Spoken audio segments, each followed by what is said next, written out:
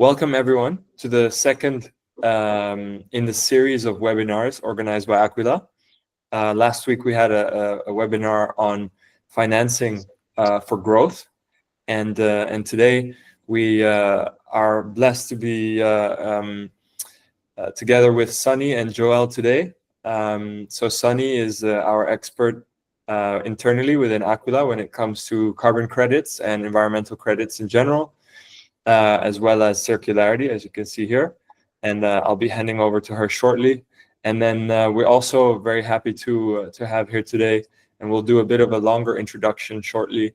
But Joel, the CEO of Charged, and he'll be showing the other side, so the customer side perspective.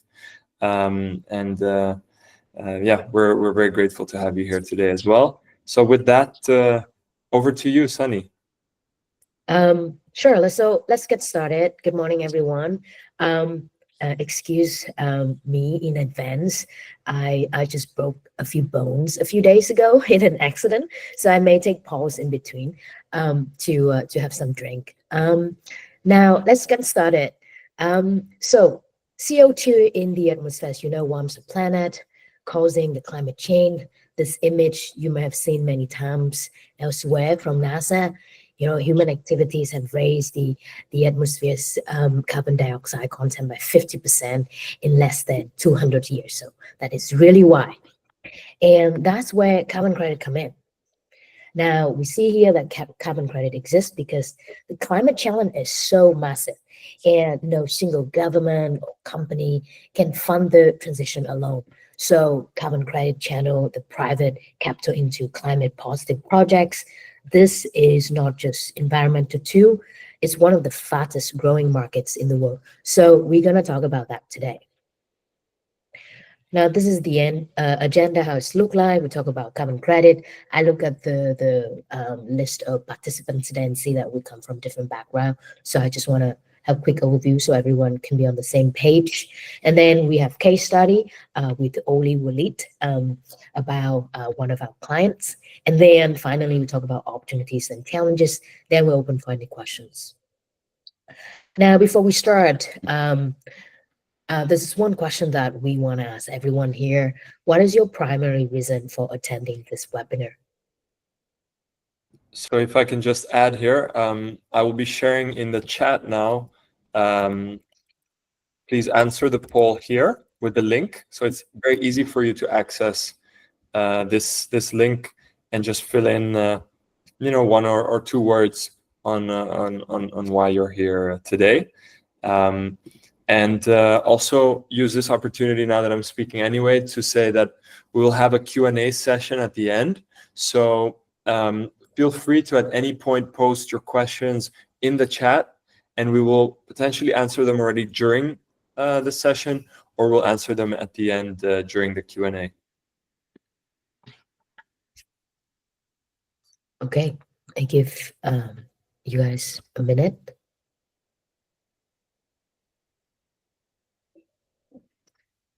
Yeah, go ahead, Sunny. I think the people will be able to, the attendees will be able to fill it in while we're presenting. Okay, sure.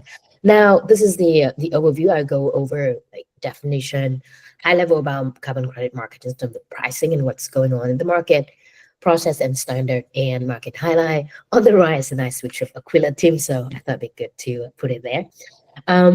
Now, let's look at this. Now, on the right-hand side, you see here there's a lot of different standards. How does it work in terms of process and standard in carbon credit?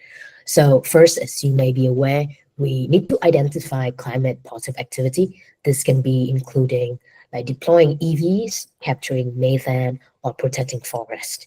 And then after that, we will measure and verify the CO2 reduction.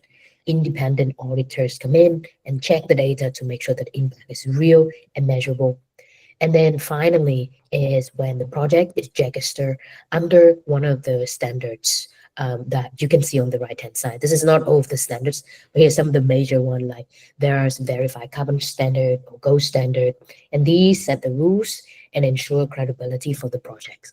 And then finally, one that's happened, we will get the credits issue and then it gets sold on the market. So that is basically how it's going to work. And then now, what is it, carbon credit? So I just want to share this so that we're on the same page.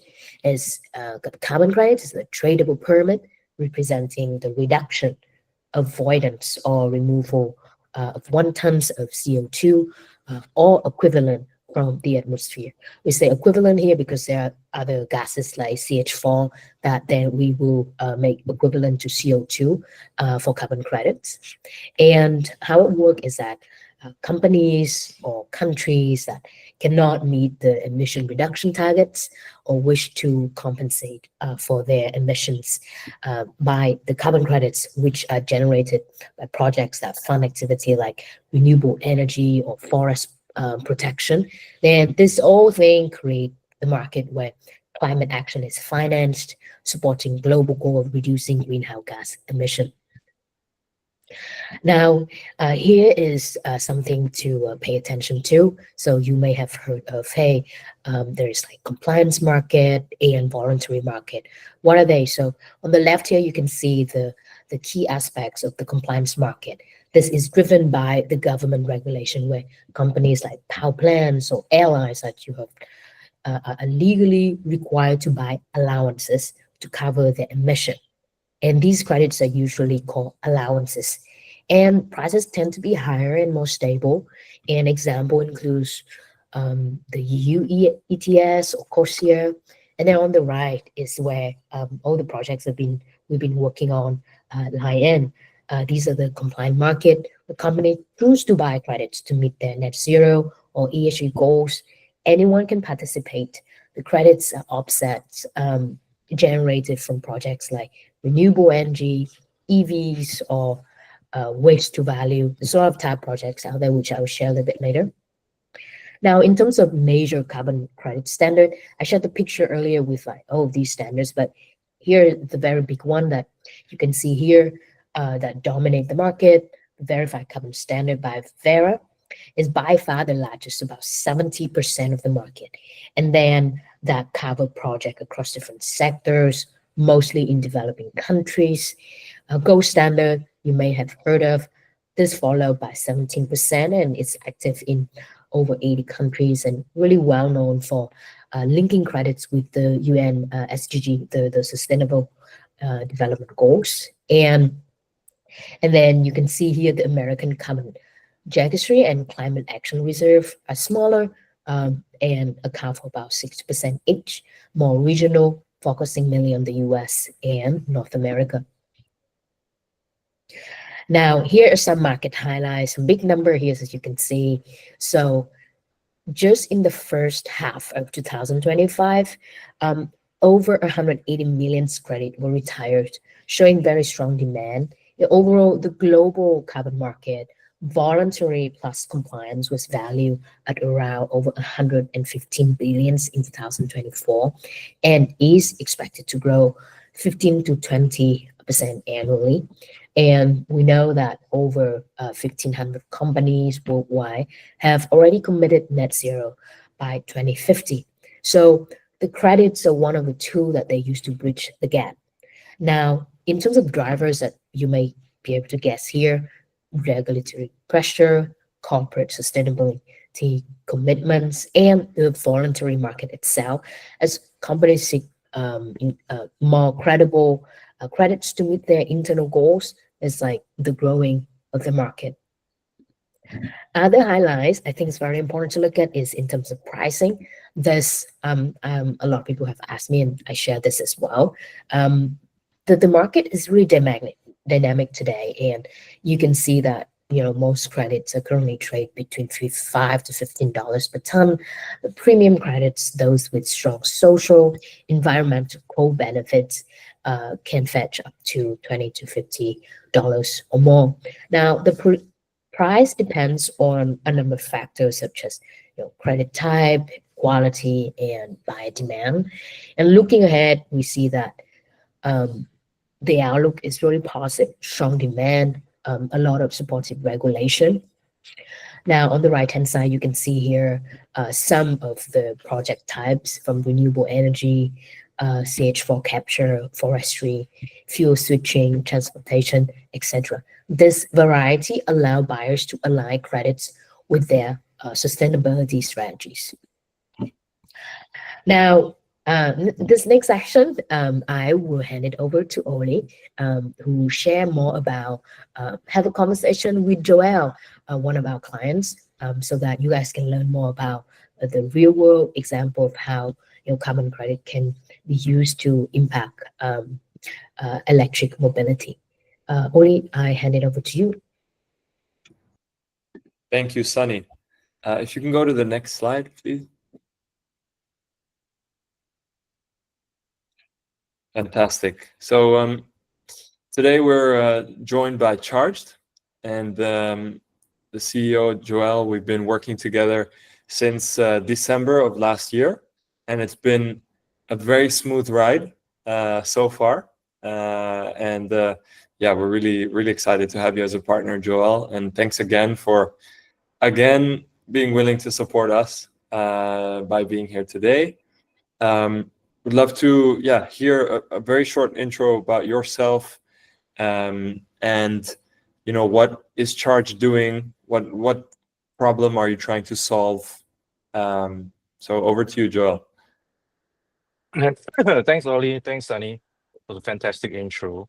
So I'm the CEO at Charge Asia, and we are a electric motorcycle developer. Okay, when I say developer, means we do everything from manufacturing, supply chain development, all the way to distribution downstream, direct to consumer, financing, and all that. Right. So what we're trying to do is we're trying to move energy transition in Southeast Asia forward by decarbonizing the number one form of mobility in Southeast Asia, which is the humble combustion motorcycle. Right? It's the biggest problem to solve, in our opinion, in mobility. It's not the plane, it's not the train, it's not the ship, right? It's not even the bicycle, right? It's not even a car or bus in our regions. It is the 200 million pollution combustion motorcycles. So that's our mission, and we're very glad that AQUILA can support us on that mission. Now, why is it so important is in regards to carbon credits and what we are here for today. It's really because of putting CO2 aside, it's also a huge harmful pollution, that what I call curbside pollution, that's generated by all these vehicles right where we live, work, and walk by the street, all of us in Southeast Asia, right? And it affects not just the environment, it affects our health. Because you may say that, sure, I don't really care about energy transition. It's some Western problem. I'm worried about my livelihood. But it does affect your livelihood when you are getting sicker, when your children are getting sicker as well. Right? So I think carbon credit CO2 mitigation monitoring is just the first step. What we really want to work with together at AQUILA into the future is really to monitor the mitigation and pollution as well. Thanks. Thank you, Joel, for that great introduction. Sunny, if you could go to the next slide, I think it's nice to, and you can touch upon the content after Sunny, but to see this transition here from gasoline two-wheelers to electric two-wheelers, I think is all that you're about, Joel, with your company. And going into carbon credits, so what mainly interested you about carbon credits, and why did you start exploring it? So I think there are a few reasons, right? The most obvious is obviously the monetary value that companies see, because we all know, like for example, Tesla this year would not be profitable if not for the carbon credits they earn out of Europe. Okay, now let that sink in, right? The number one EV car manufacturer in the world would not be profitable this year without carbon credits. So that tells you the monetary benefit at scale, what this can provide, voluntary and involuntary as well. Tesla, I think, only earns involuntary credits, compliance credits, like what Sunny is saying. So just that alone, imagine if it were open to voluntary markets as well. Okay. Now, then there are other reasons regarding the why we're interested in carbon credits as well, because like what we are working with Aquila specifically is on financing. Now, you know, many people think that even really small business, if you're a mom and pop shop, you don't need financing, but I beg to differ, right? Your supply chain also needs financing, right? Almost every business, 99% of business in the world, we need some sort of financing somewhere. Now, carbon credits enables companies, green, sustainable companies like us to access green, sustainable financing, which is very powerful because in some cases, you're able to get low interest rates. In some other cases, you just have access where you could not get. It's sort of alternative credit. It's sort of sustainable credit. So I think these are the two big main reasons that even if you think that it's difficult for me as a business to get carbon credits, it's okay, right? I think somewhere or other you might need financing, and the fact that you have gone on the journey of getting carbon credits. So how does that work? That's my third point, which is that working with somebody like Aquila or a carbon credit sustainability consultant or advisor enables you to track, monitor, and then issue reports, third-party validated reports that these financiers or even your customers, right? For example, in Indonesia, we're based in Indonesia, and many of you hear that Indonesia is one of the key battery supply chains. So we talk to the big miners in Indonesia, and for example, they are doing carbon credits as well. Why? Not because they really want to, it's because their customers like Tesla, like Volkswagen, like BYD, their shareholders require that their supply chain show and monitor and value their carbon mitigation processes. So these are the three main reasons I can share. Fantastic, thank you. Can you maybe share something for context for everyone about the kind of the size of your business and the the volume you're doing and the volumes you're aiming for? I know you're looking at millions of units per year, and also about your self-powered factory. Sure. So specifically talking about impact, we're still a young startup, although we're very ambitious. We have, thanks to also partnership with Aquila, we have thousands of bikes and batteries in the market already. They've been traveling all around Indonesia, 10,000 islands. We cover like almost half of the country now. Traveling almost something like 200 million kilometers since we launched in 2023. Avoided something like 10 to 20 million tons of 10 to 20 million kilograms of CO2 in motorcycles, they're not cars, right? So you're still talking about tens of thousands of or hundreds of thousands of CO2, right? Not including the pollution, which is also, like I said, you're talking about carbon monoxide, nitrous oxide, right? All these things are also valuable as well to mitigate. And we built everything out of our 100% powered by solar EV factory in Indonesia as well, right? So this is our commitment to the mission, that we not only delivered zero emission mobility for the very high mileage users like B2B users and ride hailing, but we also make sure we build the vehicles with 100% renewable energy.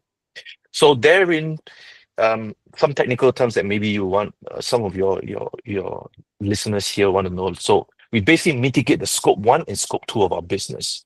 Scope 3, which is the most difficult, is the supply chain, which I talked about, like for example, the battery supply chain. So to go to what we call net zero, right, on scope 3, that's the most difficult part. But your first step is your scope 1 and scope 2. If you can get to net zero, or for us, net positive. So we're beyond net zero, we're actually positive. So then now you can then work on how you're going to decarbonize even your scope 3, your supply chain. Very clear. Could you share something about how carbon credits provides additional capital for your business to reach financial independence? You alluded to Tesla earlier, and maybe also what the process has been like since you started exploring carbon credits. Yeah, so the automotive industry worldwide probably is number 2 or number 3, I can't remember, in terms of carbon emission, okay, contributing to global warming, like I said, the climate change and all sort of thing. Probably number 2 or number 3. I think it's a close number 2 or number 3. Now that means that there is huge work to be done, and huge carbon mitigation and credits to be earned in the industry, like what I said Tesla has shown.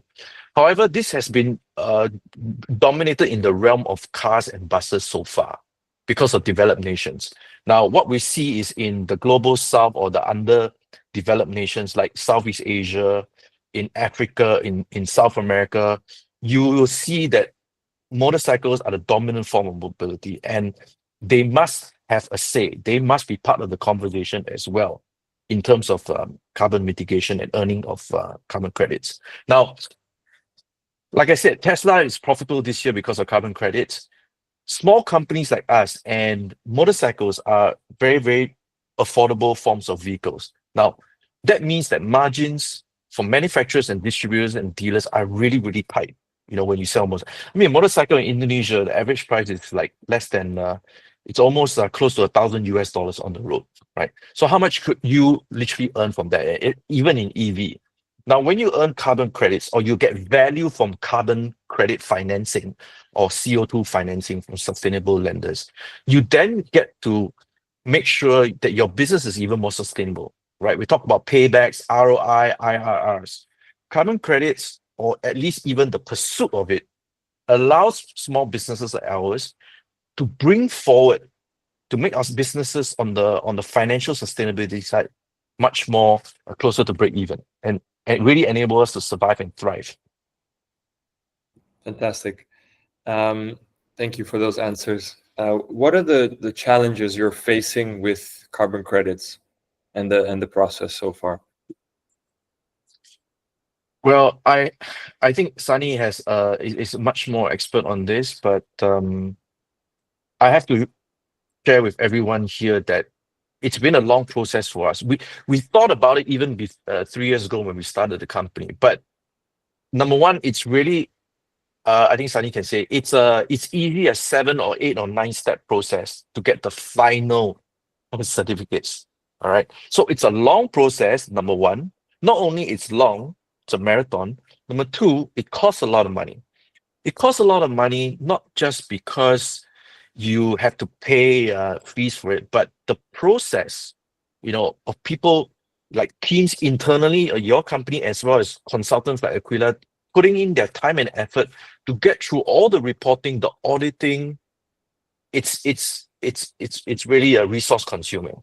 So that's really the challenge. And like I said, even to find a consultant like AQUILA, you have to first talk to a few people, right? Before you earmark. It's not especially in Southeast Asia, it's not a mature industry, right? It's not like for example, food safety. There's these 10 companies, you go out there and get 10 food consultants to go and do your food safety for you. It's not. Carbon credits is definitely not matured in our region. So that's why it's difficult to find the right consultant as well. The last thing I want to say, the biggest challenge is that even if you have the internal motivation in your organization to really push this forward, to get somewhere with your carbon credits exploration, and you find a really good consultant, you still might fail because of maybe political regulation, like I said, the compliance issues in your local areas, or where the credits are generated, right? So a lot of carbon policy in Southeast Asian countries are not fully matured yet, right? So your consultant not only needs to know what they have to do on an international level with Verra or gold standard, but they also need to understand where your credits are being made, and how the local regional governments view it, and how they would hopefully not be an obstacle to it as well. Thanks for that. I actually had a meeting this morning with someone that's doing large forestry projects and mangrove projects in Indonesia, and they were saying that there could potentially be some announcements this year from the Indonesian government on how they're going to make carbon credits trading easier and exporting easier. So that's very promising. I also understood that there's some challenges that some local markets haven't aligned the structuring of carbon credits with the global standards. So that's another challenge that we're facing. And you never know if, like you said, your credits are actually going to sell at the end of the day. So you want to get some confidence for that, right? And I think with Sunny, we've really been pushing on working on the buyer side to get the buyer confidence early on in the process, so that you as the seller of the carbon credits can feel confident in putting in all the effort and time, because you're in a scale-up phase. You only have limited resources and time available. So to even use part of that for carbon credits, you don't want to just have that go to waste, right? So how is it to work with AQUILA on this? Please be completely candid with us. And yeah, what's good, what's not good. I think, okay, if I'm completely candid, I think AQUILA in the beginning was also trying to figure out, together with us, right, the path forward, the templates, who to talk to, and that sort of thing. So I would say that AQUILA in the beginning of our conversations was kind of like us, still trying to feel their way. The good thing I think is, Ollie and Sunny, I see what you guys have done is that you guys have moved really fast, very intelligent and very motivated, in order to learn quick and to really find the pathways, right, of least resistance. So really kudos to that. We always say it's not how you start, it's really, how you finish, right? And how fast you get there and how well you get there. So I think AQUILA is really shown that you can do it with this sort of motivation and the fact that you are able to blend, right, your other businesses to it, right? So just to share with all of you, it's not like we work with AQUILA just because we say, oh, we want to do current, we think we can do with you, so let's do it. No, I think it's a process as well, where we started working with AQUILA on financing, and then we worked with AQUILA on the technology side as well, on the IoT monitoring, on the carbon, the CO2, right? So it's always accountability on both sides, right? Where with your consultant companies as well. Consultants work for a fee, but they have to be comfortable working the company as well. So my advice is that, as your consultant, if you think you found the right consultant, is putting in the time, effort, and motivation, you as an organizer have to as well. You have to play your part, right? Just like, a good teacher, good student, right? You can't just only have one, right, to get a good result. So I encourage companies here, if you're really interested, to really set aside people, a leader, a PIC, a team, to really push it forward to your consultant, because I think that will guarantee the best outcome. Thank you for that, and thanks for the trust. So maybe last question for you, Joel, and then I'll hand it back to Sunny. How many bikes are you planning to sell, and at what point does it become worth it to register carbon credits? I think we lost the audio with Joel. While he's getting back connected, Joel, are you back? I think you're on mute. Hello? Sorry, yeah, I got disconnected. I'm back, sorry. No worries. So the question was, how many bikes are you planning to sell, or to, let's say, deliver to clients? And at what point does it become worth it to register carbon credits? Because there's obviously a cost involved. Yeah, I mean, we are at, like I said, we're at many thousand bikes now. We plan to go into the 20,000 bikes in 2026, right, next year. By our estimates, based on all the costs involved, and it'd be good if you can get grants as well to mitigate this cost. I think most governments also, or NGOs, give some grants for this, right? We think for us as a EV motorcycle leasing business, once we reach the 10,000 mark, it becomes really valuable, the carbon credits. Very clear. Thank you, Joel. Straight to the point as always. Sunny, over to you. Maybe if you want to share anything else about the charged case, as you've been working on it so actively, or otherwise, feel free to continue to the next section. Yeah, sure. Thanks, Oli and Joel, a lot for sharing. So just here's some summary from Dash project that we have learned so far. market acceptance, aligning with major standard like Verra gave the project the access to global buyers. So prospective buyers we have spoken to for Jack project have really highlighted that it's very important to register under certain standards. And then scale matter, like Joel has mentioned, the upgrading the fleet across different parts of the market lead to better efficiency and high impact. The digital part is very important. Joel mentioned that we also work with Just on building the tracking system to build trust with investors and buyers. And yeah, beyond carbon credit, you can see a lot of other impacts like job creation or air quality improvement. This help boost the premium pricing of the credits. Now we're moving on to the opportunity section. Actually, Oli, would you mind checking the answer for the question that we asked at the beginning? For sure. So I'll pull it up here on the screen. Sure. So as you can see, we got a few answers here. See, someone is inviting everyone to the ETS Summit Asia. So I guess check that out. Understanding carbon credits, of course, and the impact of carbon credits now, which I guess means what is the impact of doing a project within carbon credits, or the impact of, having carbon credits as a concept globally on the environment. And lastly, learning about positive impact. So all great reasons to be with us here today. Thanks everyone for filling that in. And if you want to add other reasons, feel free at the end of the session today during the Q&A to share your thoughts as well. Back to you, Sunny. Sure. Thanks, Oli. So now we talk about opportunity. There's a lot for different stakeholders in the market.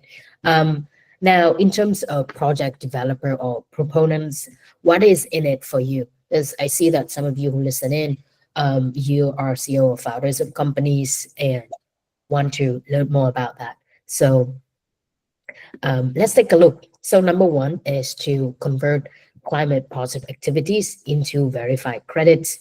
This is very important. And then number two, help you to strengthen your financial model to attract investors. When we work with our clients, we want to make sure that carbon credit financial models, not just by itself, but also fit in your overall financial model so that you can share this with your investors. And then last but not least, that is similar to point number one, is diversify income beyond core operations. For carbon credits, one, you already put in time and energy the first year or so on building the project. Credits get issued and then you get revenue from the stream for the next few years. Usually a carbon credit project lasts like 7 to 10 years. And so that means you will have this revenue coming in after you work on it, setting up it for the first year. Now, in terms of investors, these are the key benefits. So number one, as I mentioned earlier, the market is projected to grow significantly. So this is a very good opportunity for investor to come in and invest in this type of project. And this is the same conversation when we have talked to about certain projects to investor. This is the highlight that they usually noted. And then number two is portfolio diversification. So carbon credits can be a part of both compliant linked and voluntary markets, giving investors more options. And number three, early investors, by securing carbon credit early on, investor can capitalize on the market before premium credits become scarce. What do I mean by that? So buyers, instead of waiting until the next 2 years, 1 year for cash credit to be issued, they can buy very early on. So think of real estate pre-sale at a lower price, so that when the market actually when the credits actually issues and get more expensive, then they can capitalize on that. And number four is, again, very similarly to my point earlier, as demand increases. So we have been talking to a lot of buyers that we have a network of buyers we connected to in Europe, and they have shared a lot of interest in EV projects recently. And actually, as of yesterday, they even show more interest in some forestry projects. So this is really high demand. We usually communicate with buyers to know what is in the market, and that help us to have a sense of where the pricing should be, benefiting especially the early investors. For corporates, so people actually purchase the projects. So as I mentioned very early on, a lot of companies have net zero target. So credits complement a lot of effort in net zero. And then in terms of flexibility, you can see that there are different technologies out there. In one of the slides, I share different type of projects. So carbon credit actually offer flexibility when you adopt either hydrogens or EV solutions into your net zero target. And then number 3, this is quite obvious. With global standards such as SBTi or CORSIA, you can see that buying certain type of carbon credits can help you to have reputational and regulatory benefits. And finally, last but not least, this is the chance to align your company brand values such as community and biodiversity effort.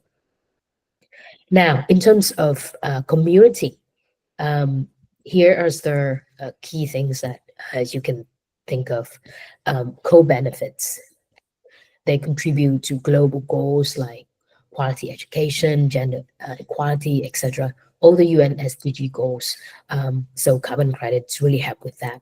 And the example here, as we mentioned earlier, for example, EV project improve air quality and create jobs, benefiting both climate and local economies. Now that's coming where AQUILA is. So we are right in the middle. We support different stakeholder here. So we want to make sure that in any project, the project are credible. We do a lot of research and build financial models to really understand where the projects are, and then what is the technology behind it, and also what is the revenue or financial potential from each project. And then for corporate, we work with buyers to make sure that corporates meet climate goals. As I mentioned, a lot of buyers we have spoken to from Europe, and there's really high standard for a lot of projects that they want to purchase credit from. And then for investor, we want to make sure that investors find value. So project proponents get money, new revenue stream, investor happy with the money they put in for the projects, and then corporate buyers get really good credit. So that is our goal.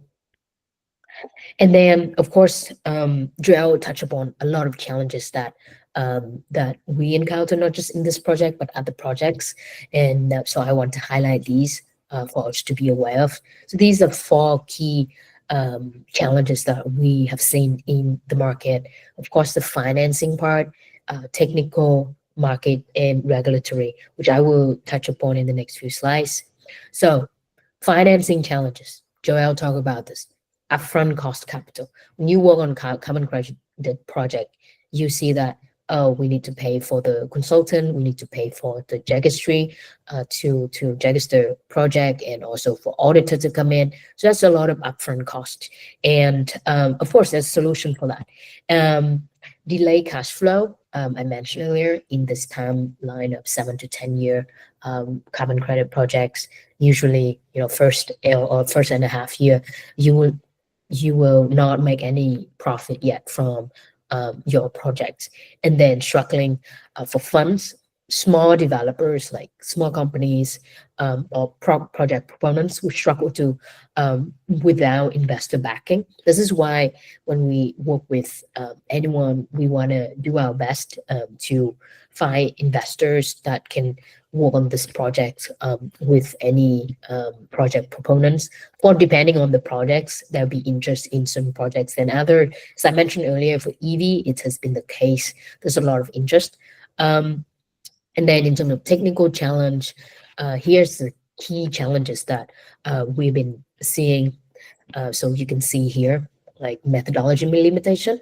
Not all of the project already have established standards or methodology approved, which means developers often have to create or adapt their own verification system. MRV, the reporting system.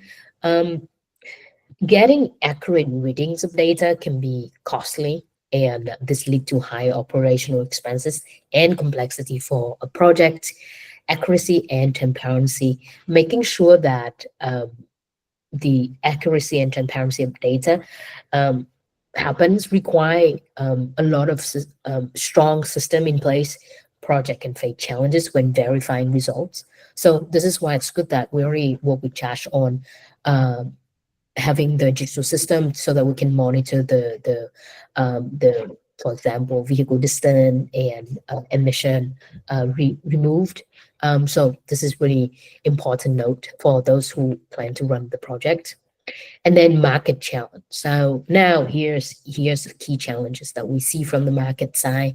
We see price volatility. The carbon credit market is subject to price fluctuation. As I mentioned in my very first slides, this means that project need to maintain adaptable to shifting values in the market.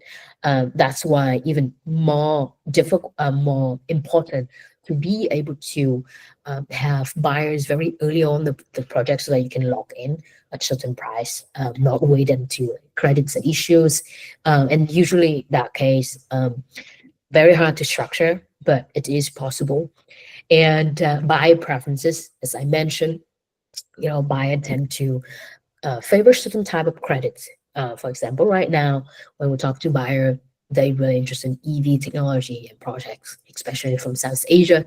So, and then for other projects are not in demand, when you develop project and cannot find the buyers, it can be very challenging. And awareness gap, this is very important to note. There's gap in understanding how carbon credit fit into net zero strategies, meaning we need to talk to buyers, corporate buyers, to make sure that we can close this gap, and especially in sectors that are not yet fully aligned with ESG goals, they don't understand that. So from the pool of different buyers that we know of, we want to make sure that we align on understanding of how to use carbon credits as well. And then with that said, this part is very important. Regulatory challenges. So Oli mentioned earlier, there's some good side from Indonesian government related to carbon credit, which is good. Uncertainty is like number one reason why a lot of investors are not willing to put money in for projects, because it's 7 or 10 years long project, and if government just suddenly say, hey, you cannot sell your credits to international buyers, that pretty much cut a lot of revenue for the project, because you can now only sell to the domestic market. And but again, we see a lot of positive regulation related to carbon credit in South Asia. In Vietnam, for example, our government is launching our carbon credit trading platform in 2026. A friend of mine is working on that project with the government. So we really hoping to see a lot of positive sides from different governments. And then double accounting is something you might have heard of. So basically, carbon credits in one project can be counted twice. So misalignment can undermine the trust in the system. This has happened before. That's why it is even more important to have, for example, digital MRV, so that we make sure that reporting and tracking data of the project is in the right shape. And then complex process, as you Joel shared earlier, the complex approval process from different countries and standard can delay credit issuance and affect the project overall timeline. Now, navigating this can be challenging and require proactive compliance and deep understanding of evolving laws and frameworks. For example, Indonesian market, right now we're talking to the government's connection to understand where the direction will be, so that we can be more we can talk to the investors and buyers to ensure them that, hey, there's a lot of steps taken here, and then they're updated with the market. And then finally, I would to highlight a few takeaway from this. Now, overall picture here is that carbon credits provide a critical bridge between climate action and real action, and offer to fund environmental project while reducing emission. And despite the growing demand for carbon credits, there are significantly a lot of challenges that I mentioned earlier that need to be to navigate along the way. And then at Aquila, our role here is to simplify this complexity, secure financing, help project deliver the impact, and generate revenue streams for companies. And I think the punchline finally here is, I think now it's time to invest in a credible climate solution. This is a message to investor and also for company yourself. When you have an idea, come to us. We usually support company with both the carbon credit assessment and building financial model for free, so that you have a good understanding first of how the impact of the project will be on your financial and any opportunities from the project. That's it from me. I think now we are open for questions. Thank you, Sunny. Excellent presentation, as always. So I don't see any questions yet in the chat box. Everyone attending, please feel free to unmute yourself and share questions if you have any. Otherwise, and feel free to interrupt me as well, because I will just start by asking a few questions that came from some of the registrants in the form, the registration form. So firstly, one person was interested in a comparison between Verra, Puro.earth, Global Artisan C-Sync, and focusing on advantages and disadvantages of each. I know you shared a slide on a few different registries, but maybe more specifically these ones, Sunny? Sure. So the approach that we do at Aquila, Oli and I talk a lot about this and agree upon from the beginning. For any project, we talk to buyers first. And first, we understand the project. And then in high level, for example, EV in Indonesia, we're talking about Chas case here. And then we talk to buyers that we have access to understand what they're interested in. Because, if buyers want Verra and then you do other type of standard, then it will not be good. So once we talk to buyer and have an understanding of what type of registry that they want, then we'll communicate that back to Joel team. That's what we did, where we propose here different methodology and registry can be relevant to your project. This is what we learn from prospective buyers, and then we sit down and then make decision together. We will not make decision for the client, of course, but we want to lay out all the information relevant, especially on the commercial side, because it doesn't make sense when you build something and you cannot sell. And then also it comes to timeline cost. As you may be aware, some registry like standard take longer, and then it's also a little bit more costly to build project on that, to develop project on that versus Verra.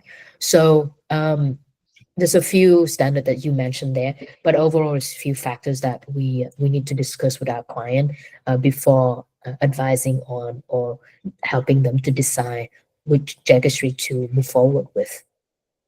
Thank you, Sunny. Sure. Another question that had come in was how to engage farmers in carbon credits. Oh, I don't know what project you're working on, but I can take example from the rice carbon credit project that I did a while ago, where in Vietnam we implement this new alternate wet and dry technology to farming cultivation, and working with farmer. Our approach was to talk to cooperatives.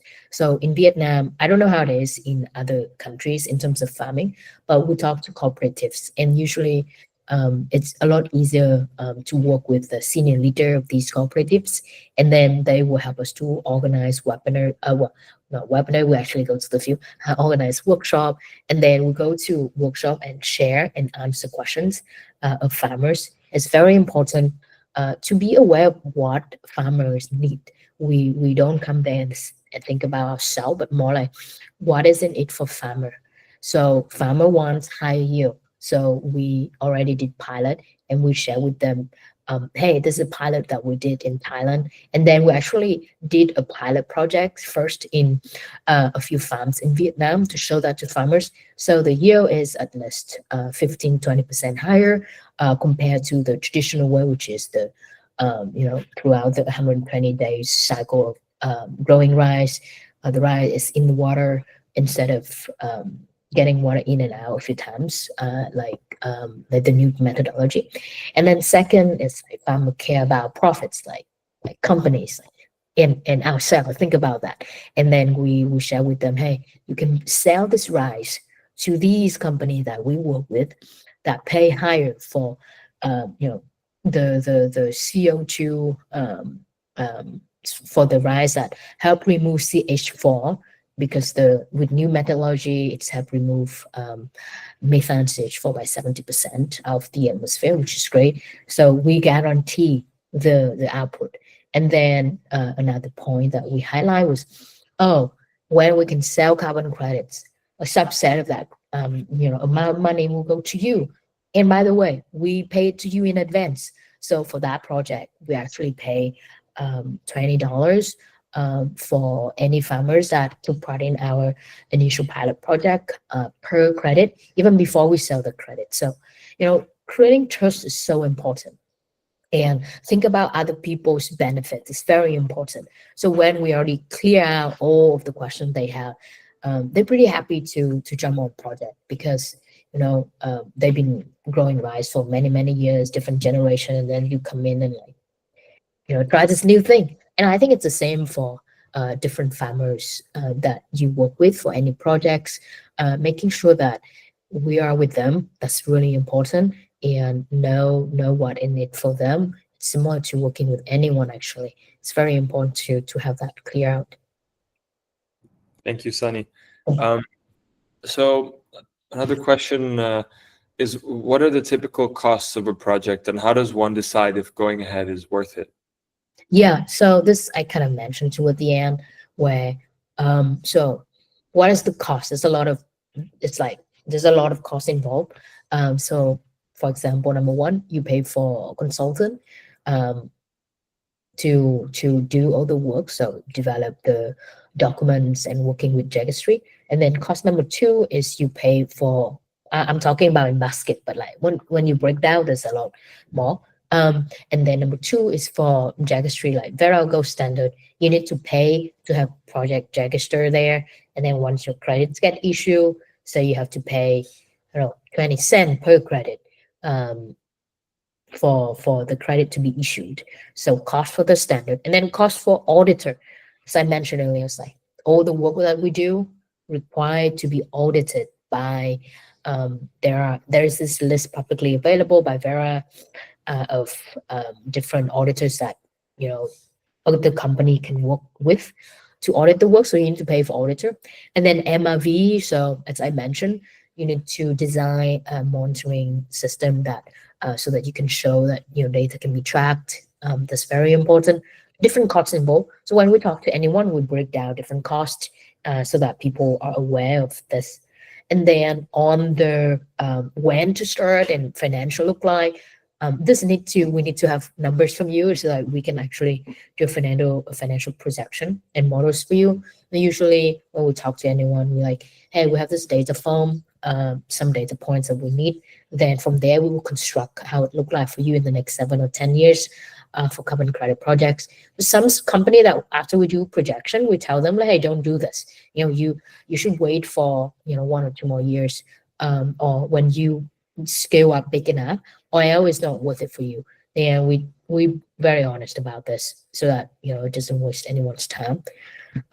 So if any of you listening and interested in the assessment, happy to jump in and just send me email. Then we'll set up to do financial projections and assessment for you. I think earlier, Sunny, you shared something about the impact of the charged case with 44,000 tons of CO2 avoided annually. Yep. if we're talking about the low end of the benchmark of $5 a year, then we're talking about $5 per ton of CO2. Then we're talking about over $200,000 annually of potential income from carbon credits, right?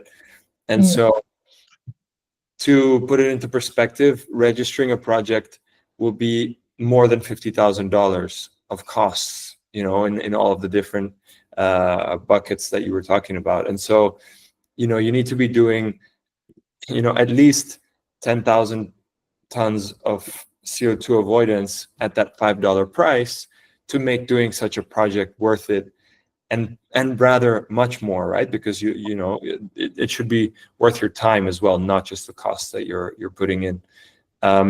What about plastic credits, renewable energy certificates, other environmental credits? Are they kind of similar? Yeah, I think I wrote a LinkedIn article about comparing REC and a carbon credit like a few days ago. So REC it takes a lot faster. I think like 4 to 6 weeks to register the project. Of course, the price of REC is a lot lower, depending on the country. Generally, it's a lot lower than carbon credit. And for carbon credits, it takes longer to register, as I shared with you guys earlier. But the price can be very promising. We're talking about at least $4 or $5 per credit. Of course, you need to put upfront cost, but the revenue from it is really promising in the future. So again, it's really looking into financial model and then see what can be good for you. And then so that is between REC and carbon credit.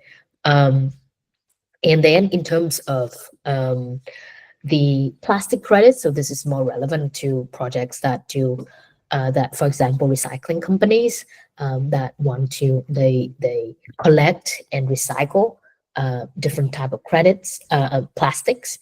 Also, the list type of plastic also have to fit in the list of materials that are allowed to register for credits. And plastic credit takes a little bit shorter time, usually 6 to 9 months. And so we need to talk to you to understand your business model and then what you have at the moment in terms of different projects or products that you produce or technologies you have, so we can advise you on which direction to go. Thank you, Sunny. Could you go to the next slide? So we're pretty much on time here. I received one more question from one of the attendees that asked if we would be able to share the previous session's recording. So we'll be sharing all the recordings with everyone attending here today. This session's recorded. Everything's being posted on our YouTube channel. So session 1 was on financing, session 2 now on carbon credits. And then stay tuned for session 3 on proving and showcasing your ESG impact, which is going to be all about dashboarding, data, and verifications, which is a very key part of this whole ecosystem, both for financing and carbon credits and convincing your clients. So stay tuned for that next week. And really want to thank everyone who is here with us today. Thank you, Sunny, for the great insights and sharing your wisdom and knowledge here. And most of all, thank you, Joel, for taking your time here and again, being one of our best partners and really trusting us and all your support so far. Really appreciate it. Everyone have a lovely weekend and see you soon. Thank you, everyone. Thank you. Bye.